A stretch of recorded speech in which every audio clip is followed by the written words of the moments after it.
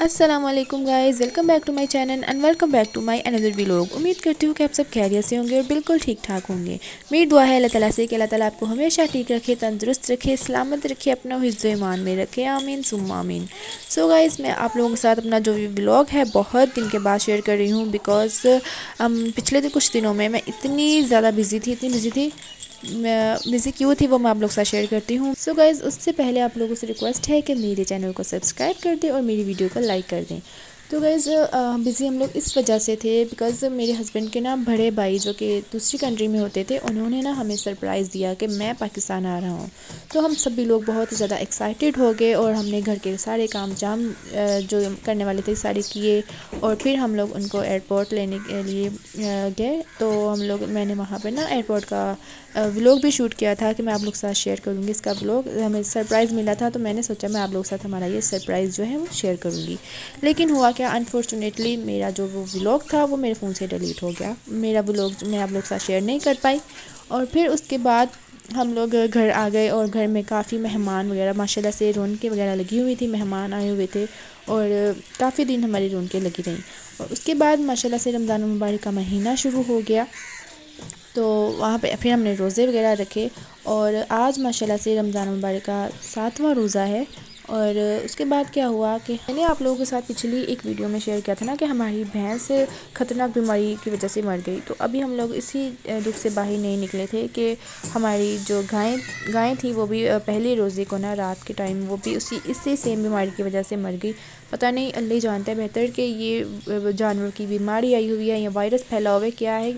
Same उसी बीमारी की वजह से हमारी गायें भी मर गई। हमारे दो जानवर जो हैं वो 15-20 दिनों के अंदर अंदर ही वक्फे के साथ दोनों जानवर ही हमारे मर गए और इसी वजह से हम लोग बहुत ज़्यादा परेशान थे। बेशक होता तो वही है जो अल्लाह ताला की मर्ज़ी होती है। और गाइज़, यहाँ पर मैं छत पर आई हूँ आसमान की स्काई की वीडियो शूट करने बिकॉज़ मुझे ये बहुत ही प्यारा लग रहा था। स्काई ब्लू और ऑरेंज का कम्बिनेशन आसमान का हुआ था। माशाल्लाह से अल्लाह ताला की कुदरत है, बहुत ही ज़्यादा हसीन लग रहा था। तो इसलिए सोचा कि मैं ये पार्ट भी शूट करके अपने व्लॉग में ऐड करूँगी। तो यहाँ पर देखिए, यहाँ पर हमारी जो है बेरी का जो पेड़ है और उसके ऊपर माशाल्लाह से कितने ज़्यादा बेर हो रहे हैं आप लोग देख सकते हैं। पिछली वीडियो में थोड़े थे लेकिन अब जो है उससे भी ज़्यादा ये काफ़ी ज़्यादा में इजाफा हो चुका है माशाल्लाह से। और ये इतने मीठे हैं ना, इतने मीठे। मैं रोज़ाना सोचती हूँ कि मैं रोज़ा खोल के ना मैं बेर खाऊंगी क्योंकि मेरा बहुत ज़्यादा दिल करता है बेर खाने का। लेकिन मेरे साथ ऐसा होता है कि मैं जब इफ्तारी कर लेती हूँ ना, मुझे उसके बाद याद भूल जाता है कि मैंने बेर खाने थे।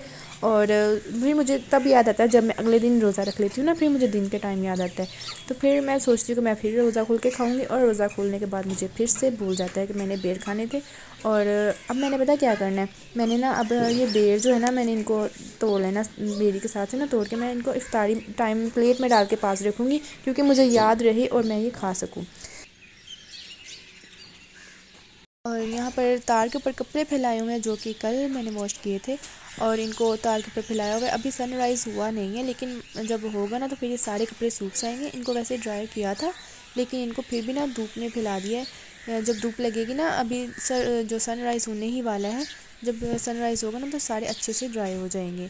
और ये देखिए माशाल्लाह से जो बेरी का पेड़ है ना हमारे घर में चारों तरफ ये फैला हुआ है, माशाल्लाह से इतना बड़ा है। और यहाँ पर मैं आप लोगों को दिखाती हूँ, यहाँ देखिए माशाल्लाह ये ना हमारे छोटे छोटे से प्यारे प्यारे से क्यूट क्यूट से कबूतर हैं। पिजन्स हमने रखे हुए हैं घर पे। पहले हमारे पास सिर्फ 3-4 पिजन्स थे और फिर इनमें माशाल्लाह से इजाफा हो गया और अब ये ज़्यादा हो गए हैं। और नीचे हमने इसके साथ ही नीचे रखे हुए हैं हमने इस ना ये जो है पिंजरे के अंदर हमने रखे हुए हैं रैबिट्स। तो जैसे ही मैंने ये दरवाज़ा खोला ना तो रैबिट्स जो थे वो सारे खड़े थे बाहर आने के लिए। तो वो मैंने खोला यह दरवाज़ा तो नहीं, जल्दी जल्दी से बाहर आने लगे थे। मैंने जल्दी से बंद कर दिया और मैं थोड़ा थोड़ा सा खोल के ना आप लोगों को दिखा रही हूँ। लेकिन फिर मैंने सोचा कि कहीं ये बाहर ही ना दौड़ के आ जाएँ, इससे पहले ही मैंने बंद कर दिया। हम इनको ना दिन टाइम जब धूप लगी होती है ना अच्छी सी तो इनको बाहर निकाल देते हैं, फिर लेते हैं बाहर। तो मैं जब ऊपर से नीचे आई तो मेरे बच्चे जाग रहे थे और मेरा बेटा अपने हाथ में ना ये बलून का फटा हुआ पीस लेके बैठा था कि मामा मुझे ना ये फुला के दो। तो भाई अब फटे हुए बलून को थोड़ी ना कोई फुला सकता है। तो फिर मैंने ना उसका ये छोटा सा ये बलून से छोटा सा बना कर दे दिया। आप लोगों को याद होगा, आप लोग भी बचपन में अपनी अम्मी अब्बा से ज़रूर ये बनवाते रहे होंगे। जब भी बलून फट जाता है ना तो फिर अपनी अम्मी अब्बू से कहते होते थे कि हमें ना इस तरीके से ये बना कर दो। और वो ये बना कर ना हमारे माथे पे जब पटकते थे ना ज़ोर से तो फिर ये फट जाता था और इसकी साउंड से और जब माथे पे बजता था ना तो फिर हंसी बहुत मज़ा आता होता था। ये भी ना एक गेम सा बन गया था बचपन में। बचपन की जो यादें होती हैं ऐसे ही बचपन के जो गेम्स वगैरह खेले वगैरह जो होती हैं ना, फिर यादें बनकर हमारे साथ रहती हैं। और यही यादें जो है फिर हम लोग आगे अपने बच्चों को देते हैं। बच्चों को भी खेल वैसे ही हम लोग खिलाते हैं ना, सेम जैसे हम लोगों ने खुद खेला वेला होता है। तो फिर मैंने ना इसको सेम इसी तरीके से ना मैंने इसको छोटा सा बलून बना के अपने बेटे को दिया। और मैं ये जब भी मेरे बेटे का बलून फट वो बलून जब फाड़ देता है ना, तो फिर मेरे पास लेके आता है कि मामा मुझे ना ये बना कर। उसको पता है कि मामा इसका कुछ ना कुछ कर ही देती है, ये बना देंगी। तो फिर मैं भी सेम ऐसे ही ना ये छोटा सा बलून बनाकर अपने बेटे के माथे पे जब मारती हूँ, फिर ये फट जाता है ना, तो मेरा बेटा भी सेम ऐसे ही हंसता है और बहुत इंजॉय करता है इस चीज़ को। और जब मैंने इसको ये बना कर दिया ना, वो पकड़ के मेरे हाथ से ना अपने माथे पे पटकने लग गया कि ये फटेगा और फिर ना वो हंसेगा। तो वो खेल रहा था, तो मैंने सोचा कि मैं इसके लिए ना एप्पल कट कर देती हूँ, बिकॉज़ हम सबका बड़ों का तो रोज़ा था ना। तो फिर मैंने सोचा कि मैं अपने बेटे को एप्पल खिला देती हूँ कट करके, वरना वो रोटी वगैरह कोई चीज़ भी बच्चे जो है ना खाते ही नहीं है शौक़ से। उनको तो बस यही है, पापड़ हो गई, स्लंटी हो गई, या बाहर की कैंडीज़ वगैरह, चॉकलेट्स वगैरह, बच्चों को बस यही पसंद होता है। माँ बाप बस खपते रहते हैं बच्चों को खाना खिलाने के लिए, रोटी खिलाने के लिए, खाते ही नहीं है, बहुत तंग करते हैं बच्चे। सभी के बच्चे जिनसे भी पूछ लो ना, आजकल सभी लोग यही कहते हैं कि हमारे बच्चे भी कुछ नहीं खाते, हमारे बच्चे भी कुछ नहीं खाते, हमारे बच्चे भी कुछ नहीं खाते। अल्लाह ही जानता है कि बच्चों को कैसे हम लोग ना खाना खिलाएं। खाना खिलाने के लिए ना इनको हमें रोज़ाना से रोज़ाना नए से नए जुगाड़ लगाने पड़ते हैं, और हर रोज़ हमें नई से नई टेक्निक सोचनी पड़ती है। बच्चों को खाना खिलाना भी बहुत ही बड़ा ना एक टास्क होता है हर मदर के लिए, कि हम लोग अपने बच्चों को खाना कैसे खिलाएं, क्योंकि आजकल ना हर मदर का ही यही रोना धोना है कि हमारे बच्चे कुछ नहीं खाते।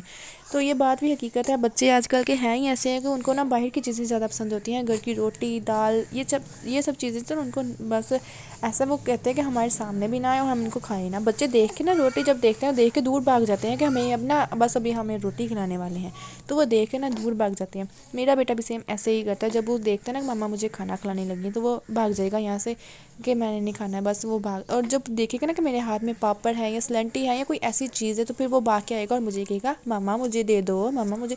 और फिर समझ में नहीं आता है कि इनको इस चीज़ से क्या, इनको पता है कि ये चीज़ें हमने खानी है, ये नहीं खानी है, और ये वाली हमारी फ़ायदेमंद चीज़ें हमने ये नहीं खानी।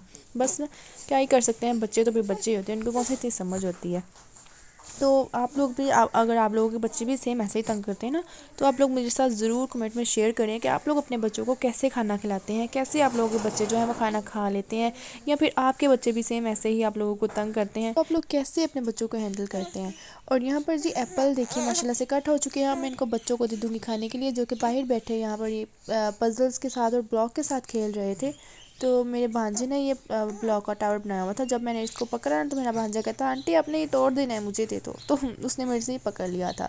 तो जी यहाँ पर मैं कर रही थी अपनी ड्रेस को प्रेस विद न्यू आयरन, जो कि भाई बाहर से लेकर आए थे। और इस आयरन की जो सबसे बड़ी और अच्छी बात है ना, वो ये है, पहले नंबर पर जो देखेंगे सिलवटी कितनी अच्छी से और जल्दी जल्दी से निकाल रही है। और इसकी जो वेट है, वेट तो इसका है ही नहीं, बिल्कुल लाइट वेट है, इतनी लाइट वेट है ना ये कि बहुत मज़ा आ रहा था। ऐसे लग रहा था जैसे ना टॉय के साथ कपड़े प्रेस कर रही हूँ मैं। और सबसे जो इसकी बड़ी बात है वो ये है कि ये वायरलेस है, इसके साथ कोई भी अटैच्ड वायर नहीं है, बिल्कुल ये वायरलेस है। और ये कितनी अमेजिंग बात है कि बगैर किसी वायर के अटैचमेंट के ये इतने अच्छे कपड़े प्रेस करती है। तो गाइस इस आयरन को हीट करने के लिए इसके साथ ना पार्ट 2 है, जो कि इस तरीके से है, और इसके ऊपर ना आयरन को इस तरीके से फिक्स कर देते हैं। और इसकी जो वायर है ना, सेकंड पार्ट की जो वायर है, इसको बोर्ड में लगाया हुआ है, और उससे इसको इलेक्ट्रिसिटी मिलती है। तो ये बहुत ही अच्छे कपड़े इस तरीके से प्रेस करती है। जब मैं छोटी होती थी ना, मतलब जब टीनेजर थी मैं, तो जब कभी यूनिफॉर्म इस्त्री करना पड़ जाता था ना, प्रेस करना पड़ जाता, तो मुझे इतना गुस्सा चढ़ता था, बिकॉज जो आयरन की जो होती है ना वायर, वो कपड़ों में फंस जाती थी, मेरे से ना उलझ जाती थी कपड़ों के अंदर ना, फिर सारे कपड़े इकट्ठे कर देती थी, और ऐसा कुछ हो जाता था ना। काफ़ी लोगों के साथ होता होगा ऐसा भी कुछ। मुझे ना इस चीज़ से बहुत ही ज़्यादा इरिटेशन होती थी, मुझे गुस्सा बहुत चढ़ता था, दिल करता होता था ना कि मैं जो है आयरन की वायर है ना, इसको कैंची की मदद से कट ही कर दूँ, इसको बिल्कुल वायरलेस कर दूँ। लेकिन फिर सोचती थी कि अगर वायर इसकी कट कर दी तो फिर कपड़े ही कैसे प्रेस होंगे। लेकिन अब इस आयरन को देख के पता चला है कि भाई ऐसी वायरलेस आयरन भी होती है। और अगर इसकी बनावट की बात करें तो ये कुछ इस तरीके से है। ये पैनासोनिक की आयरन है, और इसके पीछे इस तरीके से स्विच टाइप है कुछ इसको, और ये बोर्ड है इसका। और इस आयरन को ना इस बोर्ड के ऊपर इस तरीके से फिक्स कर देते हैं। और जब ये फिक्स हो जाती है ना तो इसके ऊपर ये रेड लाइट जो है, ऑरेंज लाइट बोले रेड लाइट बोले, ऑन हो जाती है। इसका मतलब तो यही होता है ना कि जो आयरन है वो गर्म होने लगी। सभी आयरन के अंदर ये लाइट तो ज़रूर जलती होती है। तो अब ये जब आयरन लाइट जो है वो जब ऑन हो जाती है ना तो उसके तकरीबन 2 से 3 4 5 सेकंड के बाद ये आयरन जो है वो फुल गर्म हो जाती है। और फिर उसको कपड़े के ऊपर फेर लेते हैं और इतनी अच्छी सिलवटें निकालती हैं ना। ये है भी बहुत ही ज़्यादा लाइट वेट। तो इसी के साथ साथ आप लोगों के साथ बातें करते करते मैंने अपने कपड़े भी प्रेस कर लिए हैं और अब मैं शार लूँगी, कपड़े चेंज करूँगी और फिर मैं नमाज़ अदा करूँगी। तो ज़ोहर की नमाज़ का टाइम हो चुका है, तो जल्दी जल्दी से शार ले लेती हूँ और फिर मिलती हूँ आप लोगों के साथ शार लेने के बाद। तो गाइज़ यहाँ पर मैं शार ले चुकी हूँ और अब मैं ज़ोहर की नमाज़ अदा करूँगी। लेकिन उससे पहले ये डव का पॉटी लोशन है जो कि मैं अपने हैंड्स, आर्म और फुट पर अप्लाई कर लूँगी। पहले मैं वेस्लीन का लोशन इस्तेमाल करती थी, लेकिन ये जो लोशन है ना डव का, ये भाई लेकर आए हैं बाहर से आते वक्त for me as a gift. तो मैं इसको लगा लूँगी अब अपने आर्म्स पे, फुट पे। और इसकी जो फ्रेगनेंस है वो भी बहुत ही ज़्यादा कमाल की है। और इसकी थोड़ी सी क्वांटिटी मैंने ली है अपने हैंड्स पे और आर्म्स वगैरह पे। मैं इसको इस तरीके से लगा लूँगी। तो अगर इसके टेक्सचर की बात करूँ ना तो इसका जो टेक्सचर है वो भी बहुत ही ज़्यादा सॉफ्ट है और बहुत अच्छा टेक्सचर है इसका भी। बिल्कुल भी ऑयली टाइप नहीं है। मतलब होता है ना कोई कोई लोशन ऐसा होता है कि अगर स्किन पे अप्लाई कर लें तो स्किन ऑयली रहती है और पता लगता है कि ये कुछ ना कुछ लगाया हुआ है। लेकिन ये बिल्कुल भी वैसा नहीं है। बहुत अच्छा इसका टेक्सचर मुझे लगा। इसका जो टेक्सचर है ना ये स्किन पे लगाते साथ ही स्किन के अंदर जो है ना अब्जॉर्ब हो जाता है। तो जी यहाँ पर मैंने हैंड्स पे और अपनी बॉडी पे ना ये लोशन जो है वो लगा लिया है। और ये देखिए यहाँ पर ये जो है मेरी बेटी की मैंने वार्डरोब बनाई है। तो मैंने आप लोगों के साथ एक पिछली वीडियो में किसी ने बताया था ना कि मैंने इसे वार्डरोब बनानी है, मैं बेटी के लिए कुछ ऑर्गेनाइज़ करने वाली हूँ। लेकिन इसकी वीडियो में मैं आप लोगों के साथ शेयर नहीं कर पाई क्योंकि हम लोगों ने बहुत जल्दी में ये सारा कुछ ऑर्गेनाइज़ किया है। और जो कुछ हमारे पास था, जितना कुछ अरेंज हो सका तो उसी के साथ साथ कर लिया। और ये देखिए यहाँ पर एक बॉक्स है, इसके अंदर मैंने ये ज्वेलरी रखी हुई है। मैं ज्वेलरी बॉक्स अपनी बेटी के लिए ना कोई और लाऊंगी। और ये साथ में बुक्स पड़े हुए, इनके अंदर भी ज्वेलरी है। और ये एक है रैक टाइप, इसके अंदर मैंने अपनी बेटी की लोशन, क्लोन और काफ़ी सारा जो सामान है ना उसकी ज़रूरत का ये रखा हुआ है। और यहाँ पर एक डॉल हैंग की हुई है, बहुत ही ब्यूटीफुल है। और यहाँ पर मैंने एक ऑर्गेनाइज़र बनाकर ना उसके ऊपर हेड बैंड्स जो है मेरी बेटी के वो सारे इसके ऊपर लगाए हुए हैं। और साथ में ये बॉक्स पड़े हुए हैं, इसके अंदर चॉकलेट्स वगैरह हैं। बैक साइड पे पड़ा हुआ है एक फ़ोटो फ्रेम और साथ में शूज़ वगैरह मेरी बेटी के पड़े हुए हैं, कुछ टॉयज़ पड़े हुए हैं। और मैं आप लोग से ना इस वार्डरोब का फाइनल जो है ना वो लॉन्ग वीडियो आप लोग के साथ किसी और वीडियो में आप लोगों के साथ बताऊंगी। डिटेल्स जो है ना इसकी किसी और वीडियो में शेयर करूँगी। लेकिन फ़िलहाल के लिए मैं आप लोग सिर्फ इतना ही दिखा पा रही हूँ।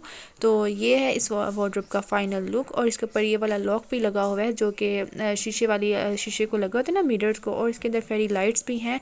ये लाइट्स जो है ना इतनी नहीं है, ज़्यादा लाइट्स लगी हैं, लेकिन लाइट्स का जो कनेक्शन है ना वो ख़राब हो गया है, इसको ठीक करना पड़ेगा दोबारा से।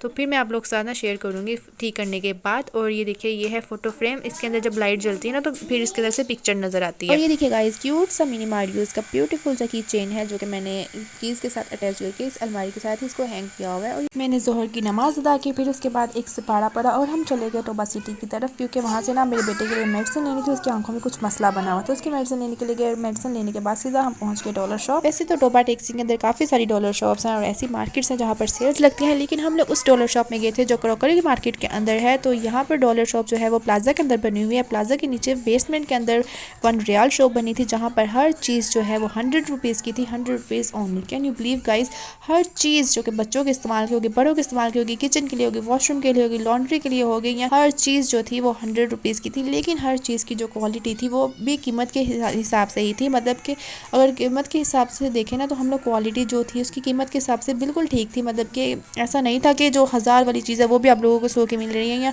2000 की चीज़ है वो भी 100 की मिल रही है, 500 वाली चीज़ वो भी 100 की मिल रही है। बस 100 के अंदर जो चीज़ें मिल रही है ना आपको यहाँ पर, वो उनकी क्वालिटी भी वैसी ही है। 100 रुपये के हिसाब से बिल्कुल ठीक है, क्योंकि आजकल के ज़माने में इतनी महंगाई के दौर में 100 रुपये का आता ही क्या है। लेकिन ये फिर भी ठीक है क्योंकि 100 रुपये में आप लोगों को काफ़ी कुछ मिल रहा है। यहाँ पे काफ़ी वैरायटीज़ हैं, बच्चों के खिलौने हैं, यहाँ पर बर्तन हैं, यहाँ पर क्रॉकरी की हर तरह की आइटम्स हैं। और इसके अलावा आप लोगों को यहाँ पर अपने लिए ज्वेलरी मिल सकती है, यहाँ पर मेकअप मिल सकता है। इसके यहाँ पर देखिए ये कितनी स्टाइल की यहाँ पर हुक्स है जो कि कपड़े हैंग करने वाली होती हैं। इसके साथ साथ ही आप लोगों को हर तरह की चीज़ जो है वो सिर्फ 100 रुपये में मिल सकती है। तो गाइस ये है ना बहुत मज़े की बात। तो ये देखिए यहाँ पर मेरा बेटा अपने लिए टॉय सेलेक्ट कर रहा था, तो उसको यहाँ पर ये ट्रक पसंद आया, लेकिन ये ट्रक अंदर से टूटा हुआ था और ये है भी सिर्फ एक ही था, तो हमने इसको ये नहीं लेकर दिया। मैंने अपने बेटे के लिए ये नंबर्स लिए हैं। और यहाँ पर ये देखिए कितने प्यारे प्यारे से क्यूट से छोटे छोटे छोटे से बॉक्सेस पड़े थे तो मैंने एक ले लिया। मैंने सोचा इसके अंदर अपनी बेटी के लिए ज्वेलरी डालूंगी। और यहाँ पर ये देखिए ये जो है हैंडल वाले फुटबॉल्स भी हैं। यहाँ पर मैंने एक फुटबॉल लिया अपनी बेटी के लिए। और इसके अलावा यहाँ पर देखिए कितनी बाल्टियाँ, बकेट्स और टोकरियाँ, टब्स वगैरह, यहाँ पर कितना कुछ है हर तरह के साइज़ में और हर तरह की चीज़ें यहाँ पर मौजूद हैं। लेकिन इनकी जो क्वालिटी है वो इतनी अच्छी नहीं है। और यहाँ पर अंकल जो है हमें जो हमारा बिल है, हमारी सारी चीज़ें जो है ना यहाँ पर शॉपर के अंदर डाल रहे और बिल मेरे हस्बैंड को बता रहे हैं। तो जी गाइस ये है इस हॉल की कंप्लीट लुक। देखिए ये हॉल कितना ज़्यादा बड़ा है। वापस आते वक्त मेरे बेटे ने डिमांड की कि उसको बनानास खाने हैं, तो हमने सब्जी मंडी के बाहर खड़े फ्रूट वाले भाई से केले खरीदे। तो गाइस ये केले हमें उसने 300 रुपये के दर्जन दिए। गाइस जैसे ही रमज़ान स्टार्ट हुआ है, पाकिस्तान की रवायत के मुताबिक हर चीज़ को आग लग चुकी है, फ्रूट को भी हाथ नहीं लगता है। तो जी इफ्तारी से पहले ही हम लोग घर पहुंच चुके थे क्योंकि हमने इफ्तारी घर जाके करनी थी। तो इफ्तारी में थी चिप्स, आलू शिमला मिर्च का सालन, हलवा, चाइनीज़ राइस, कटलेट्स, एप्पल, रोटी, सलाद वगैरह। तो जी गाइस खाना खाने के बाद हम लोगों ने नमाज अदा की। मेरे मियाँ जी इफ्तारी के बाद मगरिब की नमाज अदा कर रहे थे और हमारा बेटा बार बार जाए नमाज के आगे आकर हमें तंग करे जा रहा था। तो गाइस इसी के साथ करती हूँ मैं अपने वीडियो का एंड और मिलते हैं नेक्स्ट व्लॉग में। बहुत सा ख्याल रखिएगा। अल्लाह हाफिज़।